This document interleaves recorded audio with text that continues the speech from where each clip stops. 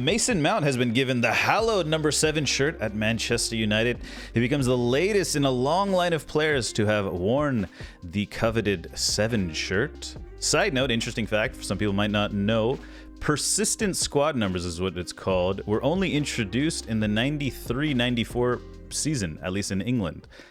Before then, the starting lineup for each team wore numbers 1 through 11. For United, a grand total of 68 men have worn the number 7 since 1948. Some of United's greatest players, obviously, have worn that number. George Best, Brian Robson, Eric Cantona, David Beckham, Cristiano Ronaldo. Some I'd say mid-tier level players, Antonio Valencia, Andrei Kanchelskis, Edison Cavani, and some not so great. Michael Owen. Well, okay, let's be fair. At their time at United, Michael Owen, Angel Di Maria, Memphis Depay, and of course Alexis Sanchez. Will Mount join the list of greats or flops at United, guys, with the amazing number 7 shirt? Let's send it over to Hoff first. Okay, will Mount be a flop, or is he gonna live up to the big number 7 shirt at United? What do you think? I think he certainly has the potential to live up to the 7 shirt, I would say. Sure, I'll say he does. Okay. He won't be Ronaldo level, but I really like that move. I think he'll play well under Ten Hag. Yeah, I say he will. Okay. Let's send it to Milo. Milo, what do you think? Last time whenever the transfer came up, I think it might have even been last week's show, I was definitely of the opinion it was a bit of an underwhelming signing. I remember saying that. Afterwards, I was reminded, or I saw some stats actually that reminded me of some great form he's had. So it's an interesting one. I think there's an equal chance he could. I don't think he's going to go on to be a United great. I really don't. I just don't see that about him. If you look at some of the players you've mentioned on the great list, they have that X factor that Mason Mount certainly doesn't. So I don't think you're getting an X factor number 7 out of him. I think you might get a solid performer number 7, and I think that's where he's going to fall. Yeah, I don't think he'll be a flop, but I don't think he's going to be like one of your great 7. Okay. Cultured, what do you think as a United fan? Do you think he's going to... What do you think? I'm sort of leaning towards what Milo's just said. I think it's a really good signing. I'm happy with it. I think he's had one bad season since he's been to Chelsea's first team, which was last season when the whole squad was a nightmare. I think if you look before that, he was really good statistically with the numbers, which obviously I'm a big fan of, bringing up XG quite a lot on this podcast. But I think he's not... Milo said it on the head. I don't think he comes with that X factor that you likes, George Best, David Beckham, Cristiano Ronaldo, those sorts of number 7s. But I think he's going to be better than Michael Owen, Antonio Valencia, and Edison Cavani. I think he's going to be above that list. I think it's a weird one. It's a shirt number, right? It shouldn't come with any sort of added pressure, but we know it does because Antonio Valencia took the 7 shirt and then admitted it was too much pressure for him and went back to 24, I think it was, 21, 24? 25, yeah. 25, and then became the Antonio Valencia that we knew. There was no pressure on him to do step overs. It was just literally kick the ball past the man and then put a cross in. Like, that was what Antonio Valencia did. And it's a really strange one, and it's like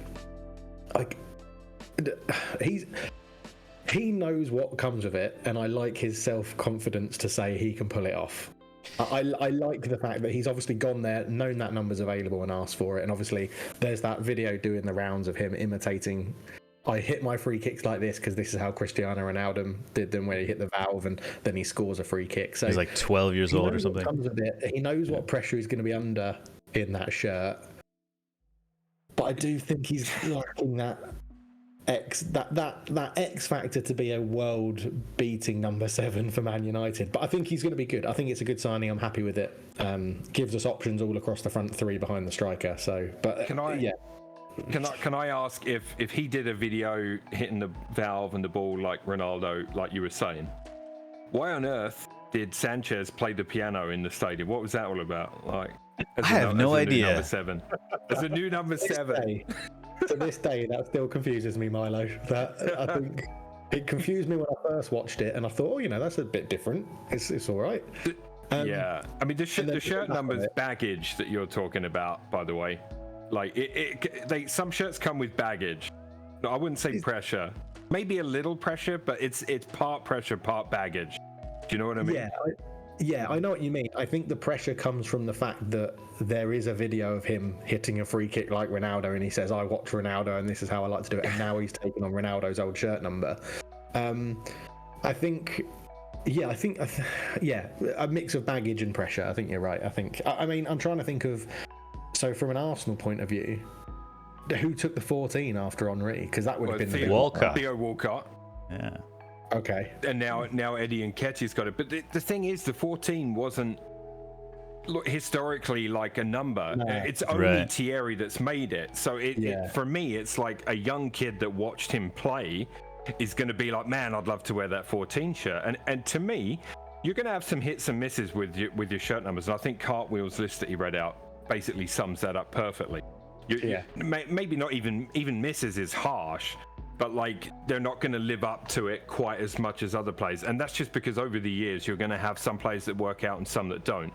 And I think the 14 is purely that's just their a player they looked up to and they're like, oh my god, I could wear the 14 shirt.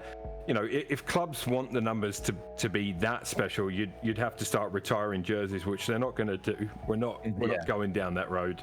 I don't think it would have been done a long time ago if that was something that clubs were interested in doing. And I think with the turnover of players in football, it's not a realistic thing because you're going to end up with numbers in the hundreds eventually. Just on that point, what's the highest number you can pick as a first team footballer that no one's had before, so that you can try and cause that generational thing like Henry did? But he obviously went in and was like, oh, I'll just wear the number 14. Then did well and kept the number 14 and inspired people to want to be. Granit Xhaka just did it, mate. 34 is going to be the next one, 100%. But you know what I mean? I feel like anything above 30, no one keeps a number above 30 and then inspires other people to get it on the back of a shirt or want to be that number. It's got to be somewhere between, I don't know. I'm curious about that because Ronaldinho wore 99 at Milan, right? Mm-hmm. And like no one else has really copied it. Yeah. I find that odd. I think Zapata wears 90, Trent, I think. Yeah, Trent has 66, right? Yeah. Trent has 66, yeah. But, Demon. The but demon. again, there's not going to be. I don't think people are then. Let's say Trent, plays for Liverpool forever and is absolutely amazing, becomes one of the highest goal scoring midfielders when he eventually plays there when he retires or whatever. I don't think people are going to come into the show into Liverpool and want to be 66 because Trent wore it. It's too high a number. But Trent is. I assume it's a nod to the World Cup that England won, right? No, it was the justice for the. No, that's 96. That's 96, isn't it? Yeah. Oh, is it? Oh, okay. Yeah. So is it not a nod to? I mean, any of our Liverpool fans, let us know. But is it not a nod to 1966, the World Cup win for England? I would have assumed, which means it wouldn't surprise me if another player that really, was passionate about that picked that number. But yeah. A little interesting thing about Mount, as I was reading this list, is the 7 has generally been a winger. Generally, Robson was a midfielder, but in general, it's been a winger, maybe a striker. And Mount, the way, all the analysts have been talking about him, he's going to come in that kind of inside 8 role, inside 10 next to Bruno, which could, I don't know how that'll play into the pressure on him or whatnot. Obviously, when he lines up on the wing and tries to take someone on, it'll be more like that iconic number 7 type of feel. But, maybe we're writing a different history, with Ten Hag playing with the number 7 on the inside. Apparently, it was a selling point. Ten Hag offered him the 7, and he was apparently in negotiations, this is rumors, with Arsenal and Liverpool. And, we sweetened the deal with the number 7 and probably wages and whatnot, and how much Ten Hag wanted him, etc. But flop or not, it's a hypothetical. We can't really, no one knows. I'm obviously hopeful, but Bring on August. Let's find out. Flip side of that, oh, excuse me, we had one super chat, or not super chat, highlighted. Mordecai says, I heard Garnacho. That's what they call it in YouTube. Let's call it that. It's great. Number 7 tattooed on him, and that's his favorite number. Yeah, a lot of people were a little upset that Garnacho wasn't getting him. A lot of people were saying too early. Exactly. Yeah.